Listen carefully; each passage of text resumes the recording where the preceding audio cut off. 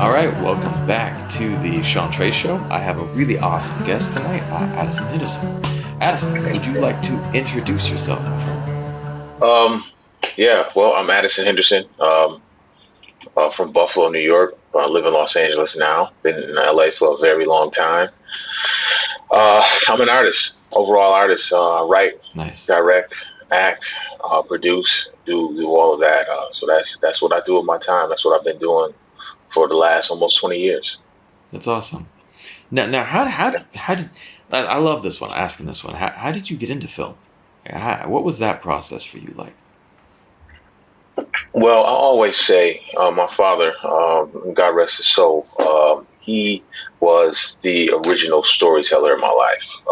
Nice. He was a world traveler. He went all over the place, and what he did was he had me later in age. He had me when he was closer to 50, but Hmm. in his early days, he went all around the world and he filmed it. And That's so he awesome. was, yeah, yeah, and he was a preacher too. So on Saturday mornings when I was just a young pup, he would take me over to his church, and he would pull out the projector and pull down the screen, and he would show me all these old film reels that he took and things like that. And he would tell me these amazing stories built in with this spiritual message to it. Not so much religious. It was always a spiritual quality of connecting to the universe, connecting to whatever the higher power that you believe in. And so it left me enthralled. And so from there, that was literally the beginning of my storytelling. And that's where it all started. For me was my dad. And then after that, you could catch me during the week, staying up to 3, 4 o'clock in the morning on the weekends, just watching movie after movie after movie, Nice. and that's pretty much where it started at for me. I got a match with you. My dad was similar. My dad was a photographer, but world traveler as well. And like, he would. Well, I remember when we would go to bed at night, and every Hmm. night we would ask him, "Dad, can you tell us a story?" And my dad actually was born in England, but then he was born in 1945, post World War II. People didn't want to stay in England. They were like, Right. London was destroyed, and people were like, Yeah. let's get out of here. And so people pieced out. And for a little while, my grandpa got a job in Kenya, and they moved down to Kenya for a while, and then they moved to Canada after. But you know, my dad would, he lived right near Lake Victoria, and they would see all types. It was just the nature and the wildlife was just amazing. Yeah. Like they lived right near the national park, and they would see wild animals, and so we just asked my dad to tell us these amazing stories. And again, there was always a degree of morality to them. There was not morality, Hmm. but like these these lessons, and Right. it was like these lessons that they would be pulled in, and he would be teaching us, and it was really powerful, and that Yeah. stuck with me. What were you gonna say? Yeah. Absolutely. And for me, my dad, he did a lot of things when I think about it too. And like when I was like 11 or 12, he sent me because he was in Trinidad with some Indians, Asian Indians, Yeah, yeah, not over in Trinidad. And so yeah. he was there doing some work with them, and he came back. And so he comes Hmm. back. He says, "For the summer, I'm going to send you over there." Um, and basically, I got on the plane by myself, went over to Trinidad for the summer, was living in the back, in the woods, basically in a house in the woods for the summer, and I was just being with the people and being like that. It taught me a lot about myself. It taught me how to interact with different cultures, and how to listen to Right, people and not judge. And it really right. was. It made me into. It was a part of the process, the maturation process of making me into a leader. So I I could be like able to that. have a heart that hears people, that knows how to work with people and to get jobs done. I find that living overseas, because I lived outside the U.S. now. I've lived outside the U.S. for maybe 15 years, on and off. And for me, like, one of the things that living outside the U.S. has taught me is empathy, Mm. because you can't ever fully understand someone else's like position, but you can at least have empathy for them. You know what I mean? Yeah, And like, yeah, and absolutely. a real leader needs that empathy. And so Absolutely. I always loved that. One thing my dad did that was really special, and I hated him at the time for it, and it was like similar to what you're saying too. Like I grew up Christian as well, and we would every day, but every weekend my dad would give us these options. We can go to church, or we can go out and have an adventure, because nature is God's place too. And, Hmm. and so my dad would like, what do you prefer, church or the adventure? And sometimes we would go to places that were just out in the middle of nowhere. He's like, I'm taking you up to this abandoned silver mine, or this old like ghost town, and some of them were failures. Like my father got us into it was, we went up to this one silver town, and like we tried to trek up there, and we got up there and it was like 3 feet of snow, and our cars got stuck halfway up. But we got out of the car and walked the last mile into this abandoned silver mine, called Silver Hmm. City, Idaho, or something. But it was phenomenal, man. And then like we were gonna go help build an orphanage down in Ensenada, in Mexico, and we went down there, and it hadn't even been built yet. And like Oh, we were gonna go and like just like and see if we could help donate time, but we had got there, but it was just this amazing experience. And on the way, we just experience, I think, is one of the most powerful things a parent can give us. So that's really interesting hearing the story about your yeah, dad. absolutely, absolutely, man. Experience, man, and being able to now, and then because what I do with my life, I always try to look back at the sequences of my life. How did I get to where I'm at, right? Yeah. And so, I try to make sense of it. And so, sometimes I just sit and you know like my girlfriend, she knows I'm when I'm sitting and it looks like I'm doing nothing and my mind is always working. I'm just trying to figure out and look back on my journey and Right. see what's that. And then sometimes when I do that, I come up with different answers for things, or it'll help me make decisions on what's in front of me. I like that. And I think being retrospective in some instances can be very helpful. Not just not looking back at my time and the people that you love being dramatic about it. I'm just like checking out like, okay, what have I done? How did the universe help guide me here? And what do I want to do next? And what's coming next? And so it allows me to get clarity on things. You know what I mean? I love that. Did you ever see that Steve Jobs graduation commencement speech? That he Um, had, that it was after he had recovered from cancer the first time, and before he passed, he gave this beautiful speech that was at Stanford, I believe. Look up Steve Jobs yes, Stanford commencement. yes, I've seen an excerpt from it. And there was one thing that was so powerful that I love, and I always think about this. You can't see the dots. You can't connect the dots looking forward in your life, Mhm. but you can only connect them when you look back. Oh, That love that. the and his point was, there was a great point that he went, and when he was at university, he's like, I was a horrible student. I just didn't he didn't give a shit. You know what I mean? He's just there doing his thing. But one day he was walking across campus, and he saw this flyer for a typography class that was about Mhm. fonts. And he's like, I'm gonna take this class. And he took the class and he loved it.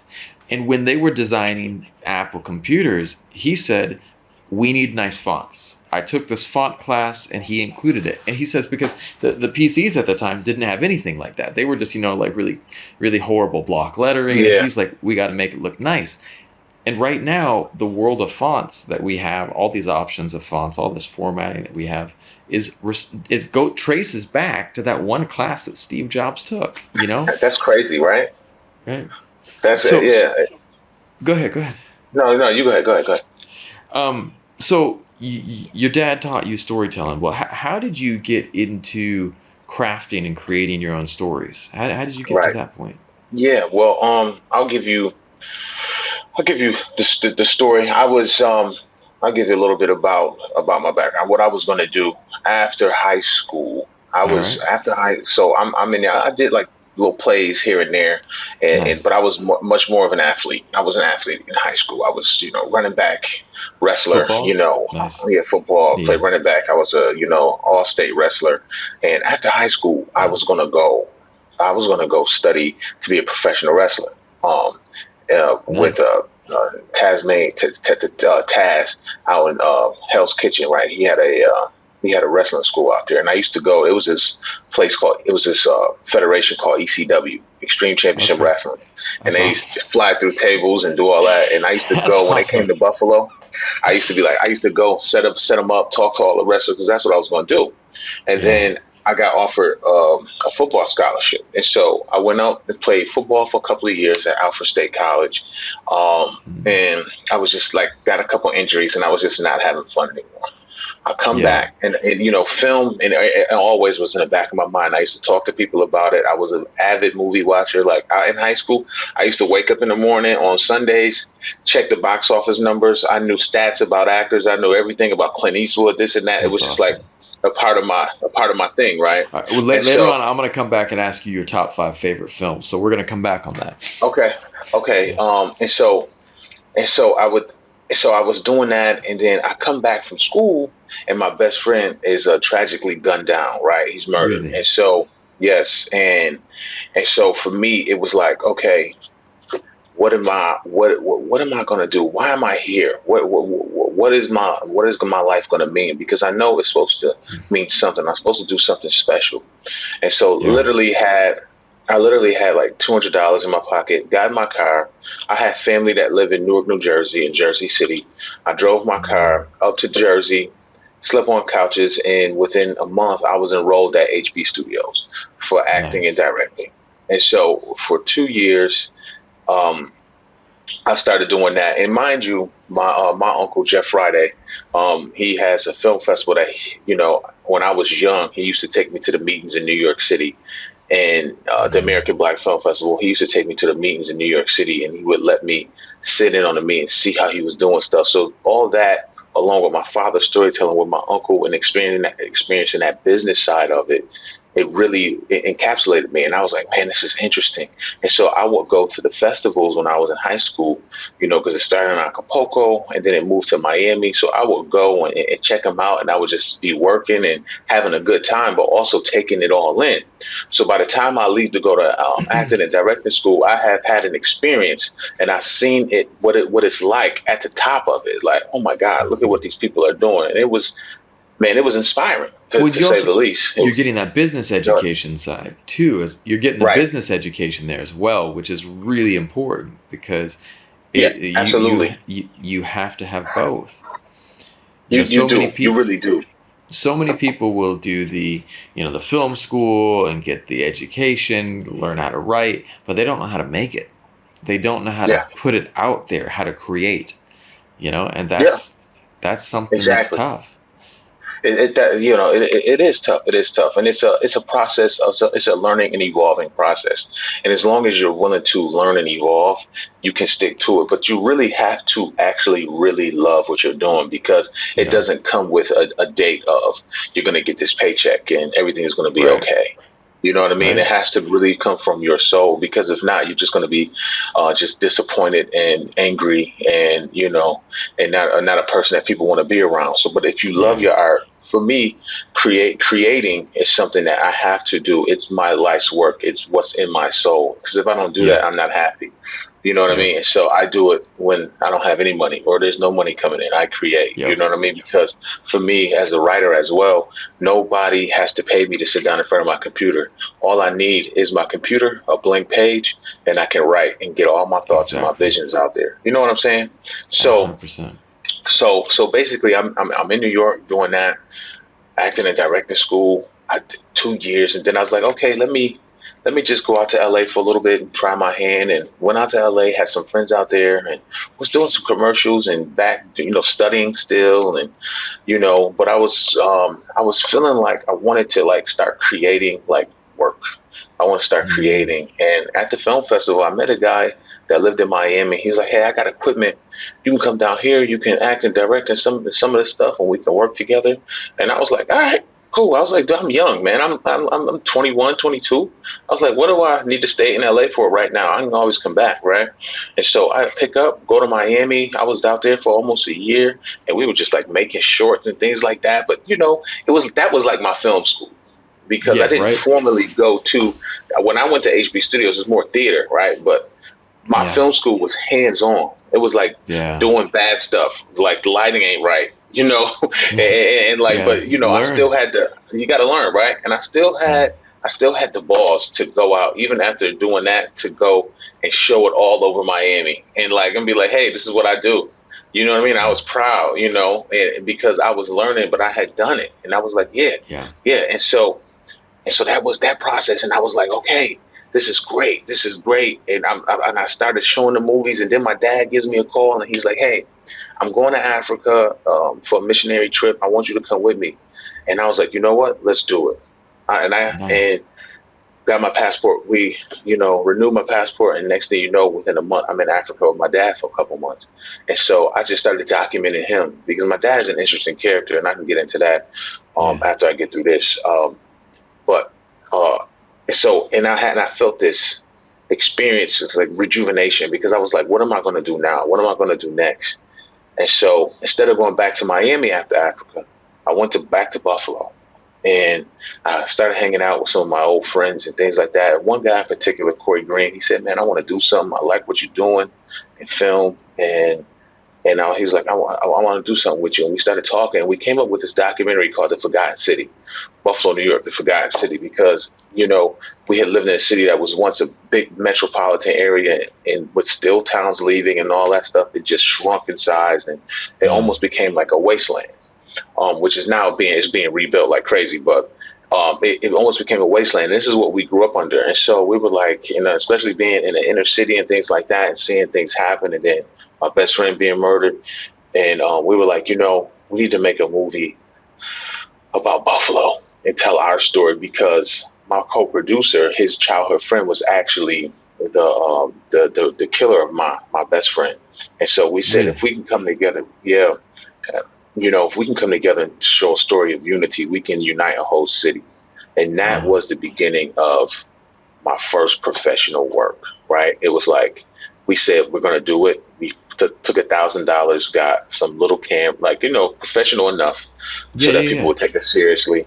We started going all around Buffalo, sound equipment, doing whatever we were doing. And next thing you know, it took off. A filmmaker came into town, saw the trailer that I cut.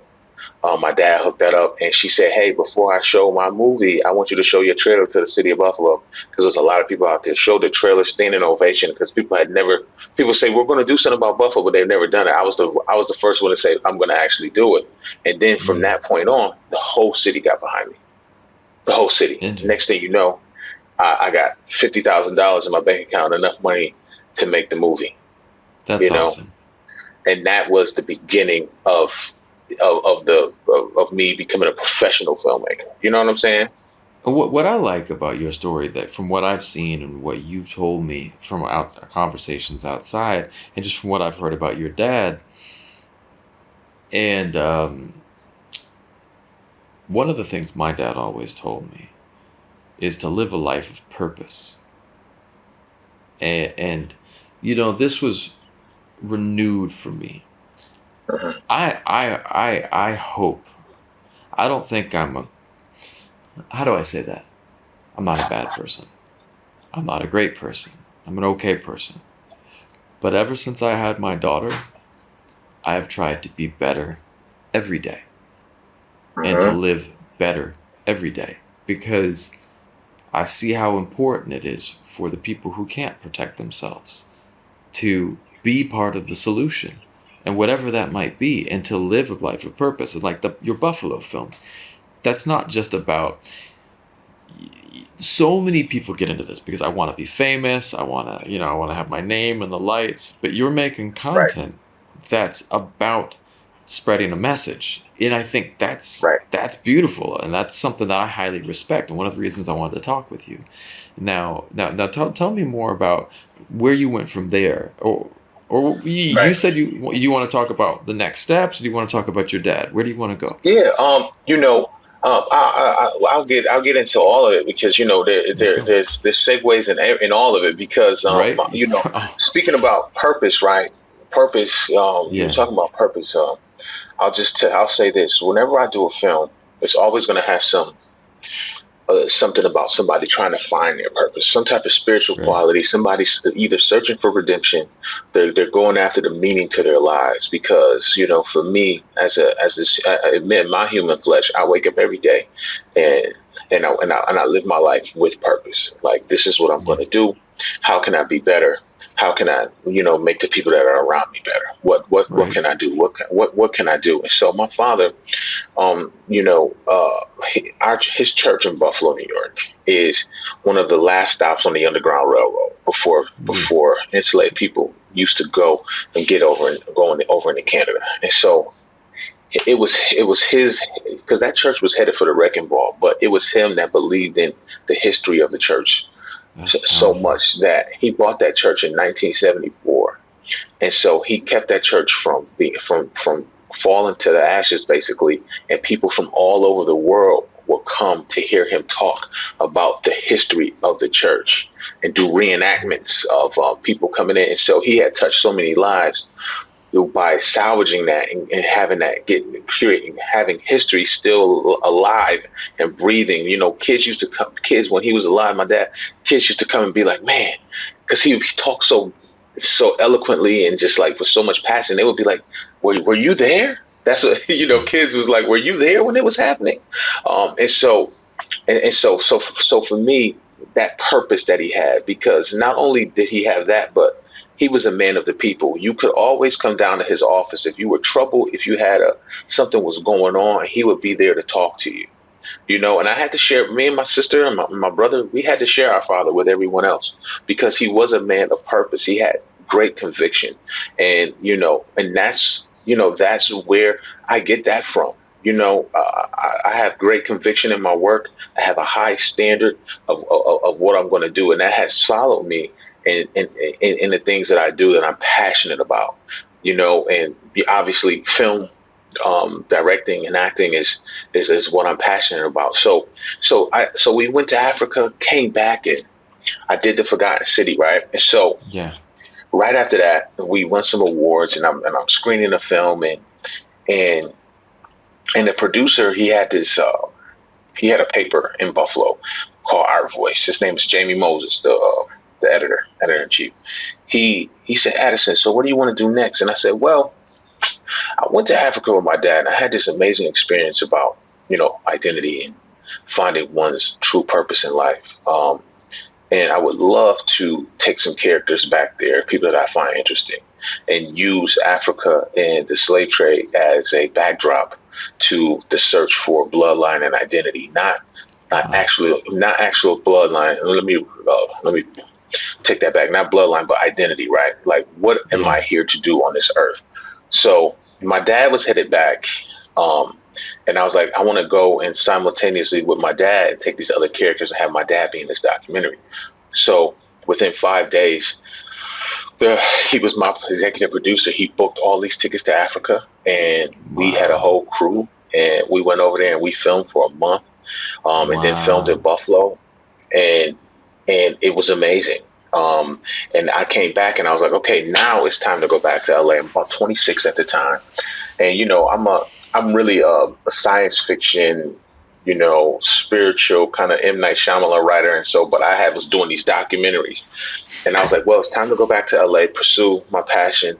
And I went back there and I edited the movie in LA and got that ready and had an amazing screening. It won awards at some festivals and got distribution just like the Forgotten City, and it was a win.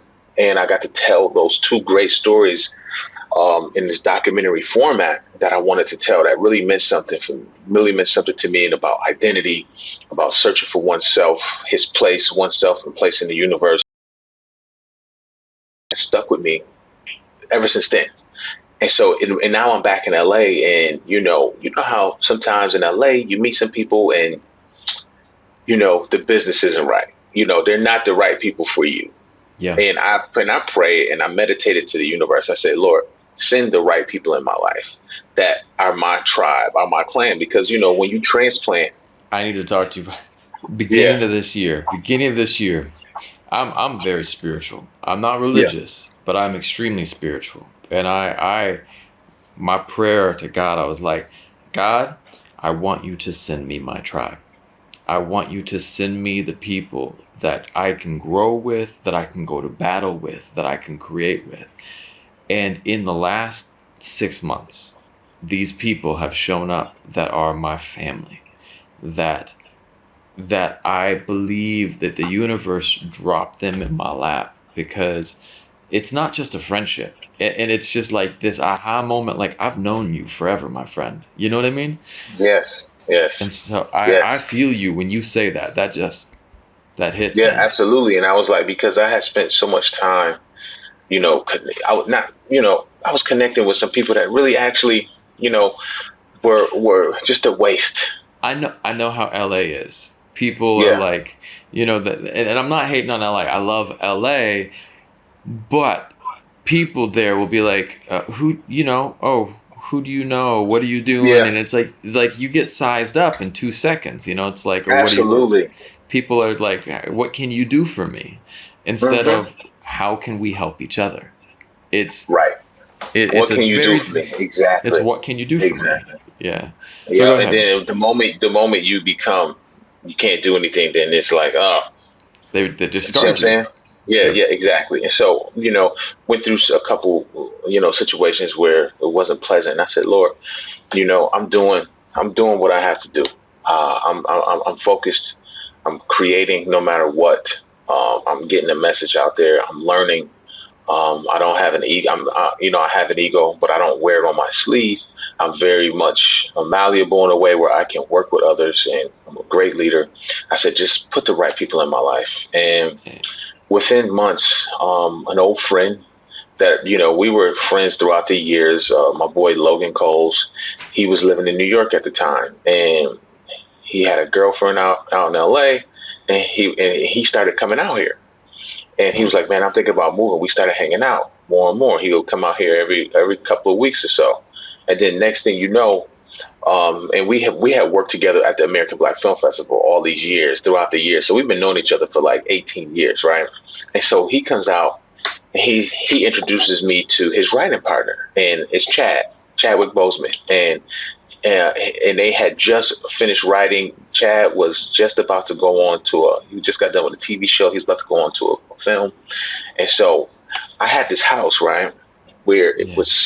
it's on La Brea, and you turn, and you turn, and it becomes Highland. So I had this house where I what know I where used that's to at. do, yeah, yeah. What I used to do is every week I used to invite. I used to have like a get together at my house. I would cook food, have drinks, and I would invite Nice. all like minded people, artists, to my house. And so Logan moves out here. Me and Chad become really tight. We just hit it off because at these events, at these little get-togethers, we would just come around. We would talk, share stories, talk about art. And next thing you know, I had built like this. We had built like a family. The tribe had started to, show itself. Yeah. And so we all became really tight and really tight knit and bonded. We were in relationships, having kids, and so we were just like this was our family, spending Yeah. holidays and doing everything. And then next thing you know, me and Chad are working together, and so because we were already doing martial arts training and lifting together, and so once he got Black Panther, and he had to do Civil War, which was his first instance, first time he was shown in the Marvel universe. He was like, "Man, we've been training together, and I trust you, and you trust me. We have a great relationship." He was like, "Why don't you just come on and help me and train me? Instead of me going to get some other trainer." I was like, "Why don't you just come on and train me, and you can work with me, and and be an advisor and to be a ear for me."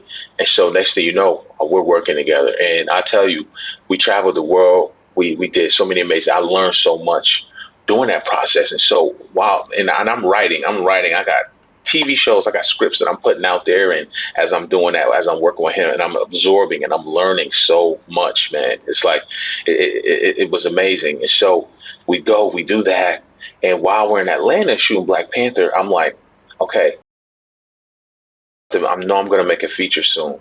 And so what I would do was I would have these events in Atlanta on the weekends for the cast and the crew. I would have like Nice. these parties every other weekend. So all the producers and the cast, the crew, they used to come out and party with me. I would host a party.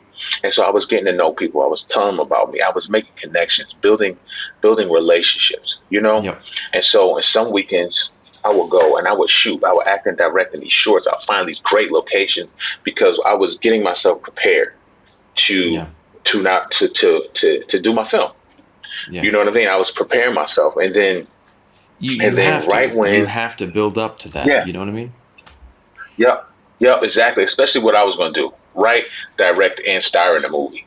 And so I was, throughout my career, I was doing that, right? And Yeah. every step, every level, it got better. The Yeah. maturation process, every step, every level, it got better and better and better. Yep. And so, we are, so we're about to do 21 Bridges in Philly, and we're in LA. We're in Silver Lake. We're just out. Me and Chad, we're out at some open air park, and they got Jaws playing. And we're just sitting down, kind of just chilling. And then I had the idea, and I was like, I said, "Yo, I'm gonna do a film about a hitman trying to find peace during the apocalypse, right?" And it was like, there's a virus, and it's like all this stuff. This is before the pandemic, and he was like, Right. "Oh, that sounds good, but how you gonna do this and that?" And I was like, "I don't know, Chad, but I'm gonna figure it out. I don't know. I'm gonna make the story really good." And so we get on set, 21 Bridges. I have it all in my head now.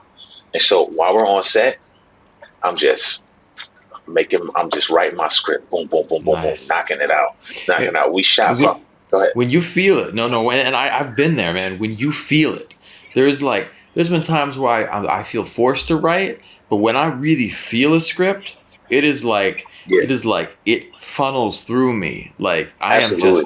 I am the conduit for it, but it hits the paper. Like I had this one feature that I wrote. I have it right over there, and it's one of mine that I've got on the back burner because that's one of my favorite films that I've written, and I wrote that in 4 days. It See, was you it feel it, was just right? like boom, and it just Yeah, came. I couldn't stop. I couldn't yeah. stop. So In those years that I was working with him, like I said, I had written so much. I had that's directed awesome. little shorts and everything, right? And I had written so much, and I was like continuously working. And people were wondering where Addison was at as the filmmaker. They thought I was just going to be I'm just working with Chad. But I was in a process. I was like in a monastery. It felt like I was in a monastery. It was like I Yeah. was getting all these jewels, and I was learning so much. You know what I'm saying? Yep. So it was and so during that time, so we have Hmm. that, and the script just came out of me, and so we're done. We're done with the movie, and it's a holiday season, so we're all back having a good time. We're through it for the holidays, and so I said, all right, January 15th, I am out of here. I'm going to Buffalo. We're going to raise the money to make this a movie, right? And so everybody was like, oh man, I'm leaving my daughter, my friends, and I'm going back home because I like to do movies back at home because the rustic beauty of Buffalo is it's amazing, and I can get Yeah. locations for. The Yeah, it's beautiful, man. I saw yeah, what you sent me. I've seen the stuff that you've been putting online, and I saw the visuals right, today and the excerpt you gave me, and it's stunning. It's really yeah. stunning. Thank you, man. Thank you. And Yeah. and so it was a big sacrifice for me, but this is how stuff works out for me. I'm gonna tell you what happened. I get to Buffalo. I'm Yeah. in there in January. I got friends there, friends that own nightclubs, bars, and restaurants, and people that want to, be attached and want to work on And movies because they supporting love you. it. Yeah. Yeah. Yeah, Yeah. you're supporting, and a lot of movies are being shot in Buffalo right now, and so they're like, I want to get behind my boy. I know what he's been doing, and everything because Chad shot a movie in Buffalo called Marshall, the Thurgood Marshall story, Yeah. Yeah. and Yeah. Yeah. so we Amazing were movie. there, and it was a good chance, and I was reconnecting with a lot of my old mates and things like that, and so I told the mayor because me and the mayor of Buffalo are really good friends, and I said, hey. I'm coming back. I'm going to shoot a movie. And he said, whatever you need. And he always took care of me. But anyway, I go back to Buffalo.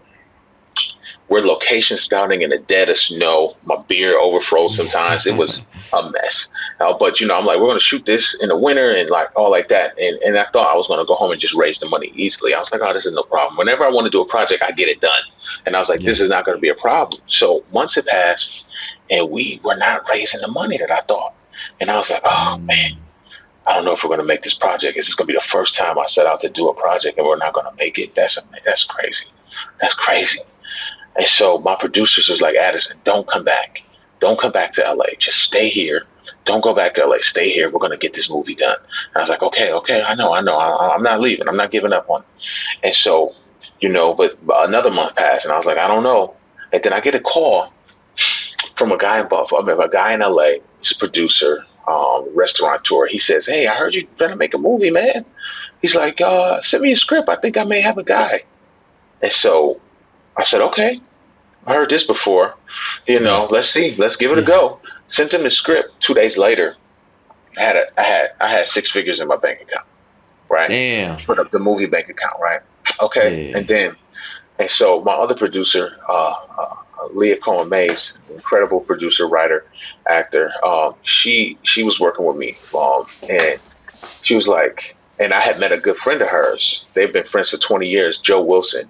He's the executive producer over The Equalizer right now with Queen Latifah. He's basically the showrunner. And Damn. so, That's me and awesome. him were friends. Yeah, me and him became fast friends. And he asked me, he said, "Hey, what's going on with Addison's movie, this and that?" And he was like, "We're looking for funding. We need some money. We need more money to get this done." He's like, "Oh." He's like, "Okay, well, I got friends, and you know them too. Locker Lane, Yvonne and Jason. This is what they do. They fund movies, and they're amazing actors." And Leah was like, "Oh, that's right." She said, "Addison, send them the movie. Send them the script." And I was like, "Okay, cool." And I hadn't heard from them for like 3 weeks, and I was like, "Oh, they probably hate the script. They don't want to do it." Next thing you know, I swear, we're like, "Okay, how are we gonna get the rest of this money?" Right? Uh, we get a call. No, I get a text. And he texts me like, "How much? So what do you need to get this done?" And within a week, we had the rest of the money to shoot the movie. Damn. With and it all came together. It all came Yeah. together because I meditated on it, I prayed on it, but we went for it, and we never stopped. We never Yeah. stopped. We had built up so much press, so much heat, so much like we got to tell the story. But really, the story is about hope, redemption, somebody finding peace, and what does peace look like to you in tragedy? Because during that time, when I was writing the movie, when I was prepping for it, I was going through my own mental wasteland. Really, I was going through a Yeah. divorce. Um, you know, uh, I'm going through a divorce, and I have a young daughter. You know what I'm saying? And Yeah. so I'm going through a divorce. My friends are sick. I'm dealing with mortality. My dad is, you know, very sick, and so it was a lot. And so I took all that tragedy, that pain, and I redirected it into a piece of work, and Yeah. a piece of artwork that will always be something for me that lives and breathes my real life experiences. And so when I talk to other people, when I tell people this, I say, if you're going to do something, if you're going to do art, if you're gonna really make something, it has to come from your own blood. It has to come from what you've been through. Yeah. You have to find a way to bring that to the forefront in something that's actionable. If you're doing film, if you're a painter, you go paint. If you're Yeah. doing film, you write, you put it together, you get a team, and you get people that believe in you. And so for me, it was I put my own life out there and just made it into with these circumstances of a hitman, and I put my own heart and my blood into it, and that's what I do, Sean, when I create. There has to be something there that is intrinsically connected to me in order for it to guide me and to fuel me. You know, what you're telling there, all of the good. I love fantasy and sci-fi, and and a lot Yeah. of those old fantasy stories, like they would be building a magical sword or something, and then when you build this thing, part of the soul of the builder lives forever in that thing, in that weapon, that sword, and Hmm.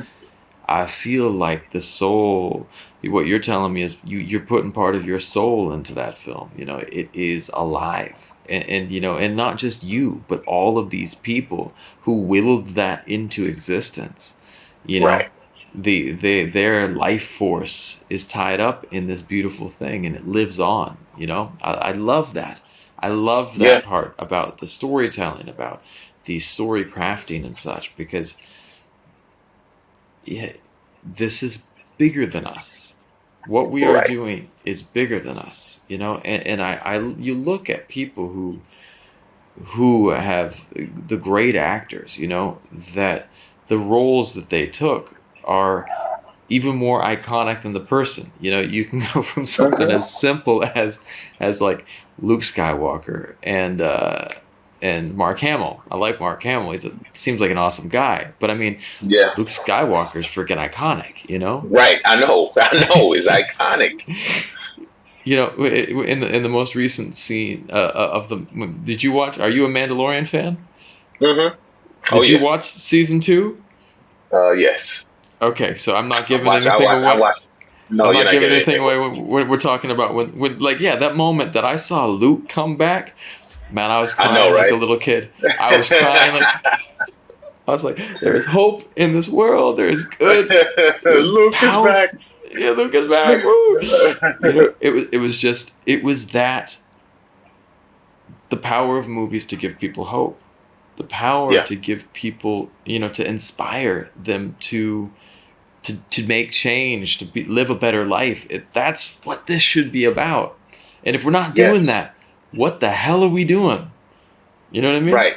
It all becomes self-serving at that point. It's like, and I don't want to be that. I don't want to be a self-serving. You know what I'm saying? I really want to.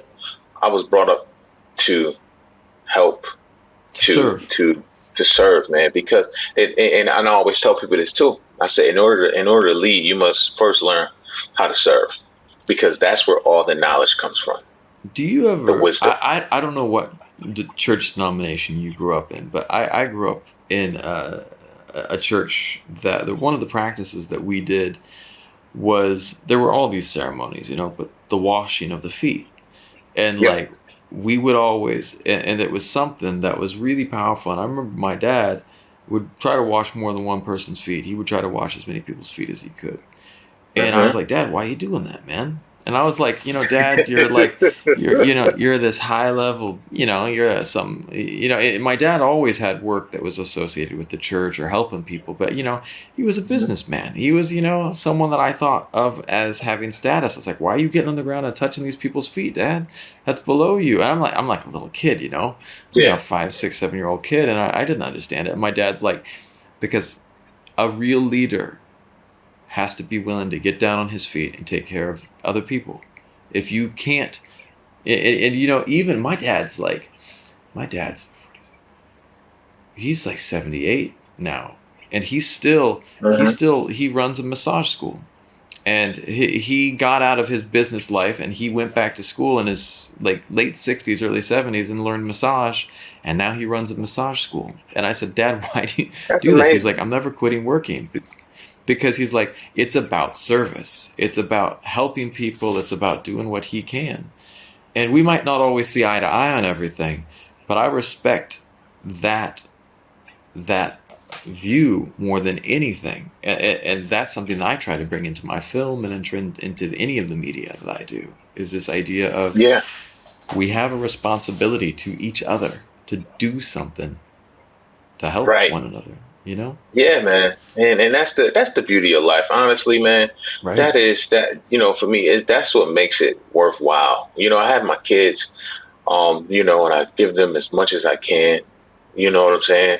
But then also I want the people around me to have joy, Right, right. to be at peace and have a good time with me, or we can talk, or just people that reach out to me. I love talking. I love giving back whatever I can. You know what I mean? Right. And so I think that I learned a lot of that from my father, from my mom, because my mom does it. My mother was she's an army girl, and you know Nice. and so she's tough, hard nosed, but she taught me a lot about giving back as well. And she also told me, she always instilled in me, like your parents should do, and your greatness. What is it that you're going to do? Well, how are Yep. you going to change this world? And I believe in you, and and that stuck with me for all of my days, and it still does. And I told my mother this the other day. I was like, whenever I'm down and out, or I'm just having a bad day, I hear your voice.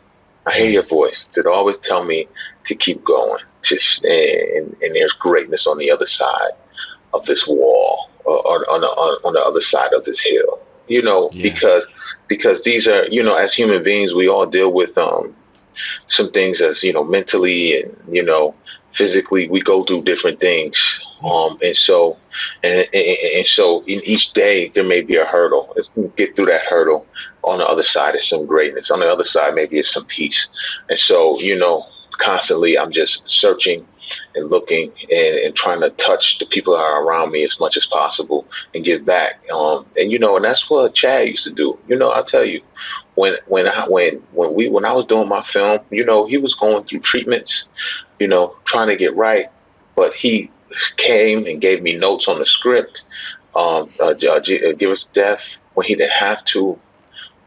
He when I was shooting in Buffalo, he had just got done shooting something, some reshoots or something like that, and you know he wasn't feeling well. But you know what he did? He got on the plane, came down to Buffalo, and stayed with me for a few days Damn. while I was shooting my movie. When he was going through everything he was going through, and that's brotherhood, that's friendship, that's love, Yes, it and is. so you know, and I aim to be that kind of person every day, that kind of friend, that kind of brother to where I can, you know, somehow be somewhat selfless in the things that I do and not worried about, oh, what am I getting out of this? You know, just be selfless and, you know, Yeah. help to help, not help because you want to get something out of it. We owe it to the people who came before us, who have passed the torch to us, to Right. be the leaders, to be those that are doing. And I mean, you can't be perfect. One of my friends said, like, I aim for a net positive. You know what I mean? Like, Hmm. you can't. We're not perfect, but you have to try. You know what I mean? You got to. And You got that's to. Nobody, crucial. obviously, nobody's perfect. Yeah. You know, the world isn't perfect. If the I was talking with somebody yesterday, and they was talking about how they created this biosphere. And inside of they were watching something, and inside of this biosphere, they try to create this perfect sustainability for this tree and things like that. And the tree kept dying, Damn. and because and they realized that it kept dying because the biosphere was perfect, and we live in an imperfect world, and you need Yeah. the imperfections in order for things to grow and Yeah. evolve. Yes, we And do. so, and I, you know what I mean. And so I was like, wow, that really caught me. And I was like, you know what? That's life. That's what it is. You know. Hmm. And so right. And so you strive for greatness. You strive to be the best you can be. But you know, come on, We you're do not your gonna be best, perfect. Just do your right? best. What? Can I ask you a question? Do you Yeah. have time to keep going? Because we're coming up on about 50 minutes, and I got Yeah. I more got to another. talk I to got you. another. I got another like 15, 15, Okay, 20. cool, cool, cool. So Yeah. I got a question for you. This is my next question. Yeah. If I had, uh, first of all, if you could go back and change anything in your life, give advice to your younger self, what advice would you give yourself? You know, I was asked this question before, and I said something really crazy, and I was like, I'm not gonna say it. I'm not gonna say it today. But what I was thinking about this too. I always think about this the other day. If I could change anything, what advice would I give to my younger self? Um, you know, I, you know, Sean, where I'm at right now, my currently I have a great relationship. The people that are around me are so great. My family loves me. I've been through I've been through so much. You know, positive things that were birthed out of situations that may have not been so positive. You know, went through a divorce, heartbreak. But I'm like, if I were to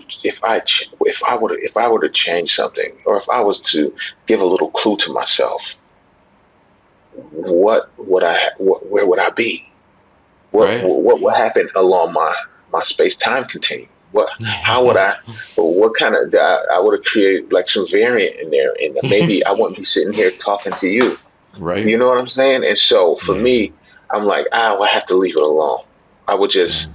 go back and just have to leave it alone because all those little things, those little mess ups, those little hiccups, turn me into the person I am, and I'm pretty okay with this guy.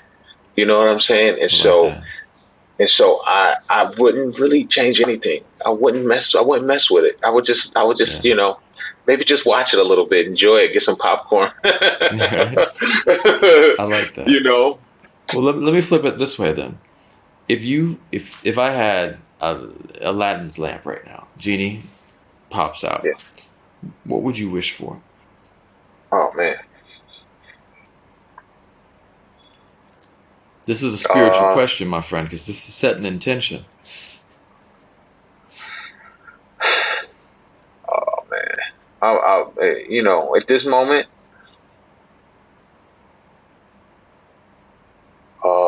man, I would wish I'm gonna put two in there because um so it's a deep question.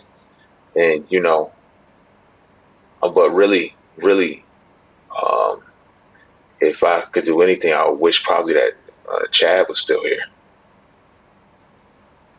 You know, that's pretty much it. You know what I'm saying? Because you know, it's some of the best memories of my life. You know Yeah, what I mean? Like, you know, you know, it's just that's pretty much what I would wish for because you know, it was such a hurtful thing for all of us that are so close to him. And you know, when we get together and we talk and we just relive the memories, and it's one of those beautiful things where it's a once in a lifetime thing where you connect with somebody on such a level, and then it feels like they've been stolen from you. You yeah. know what I mean? And so that's really, that's really what I would wish for is to have my friend back. I appreciate that. Yeah. I think that that is. I don't know Chad, except for what I saw, but what I did see is a person who, in his time, lived a bigger life than most people live in a million lifetimes. Yeah. I mean, just even the movie roles that he had. I mean, he was Yeah. Thurgood Marshall, he was Jackie Robinson, he was Black Panther. I mean, And all over the span of like a 6 year span. right, You know what I mean? Like like, not you know how people play characters over like their whole careers. right, He did all of this over a 6 year span, which is truly remarkable and almost unbelievable in a way. yeah, I, And you know one thing, now one thing that really allows me in my artistry and what I'm doing now is like coming up having him, as a mentor, as a person who I can talk to and yeah, watching what he does. It makes me really. I always was. My bar was set really high, but I'm very picky.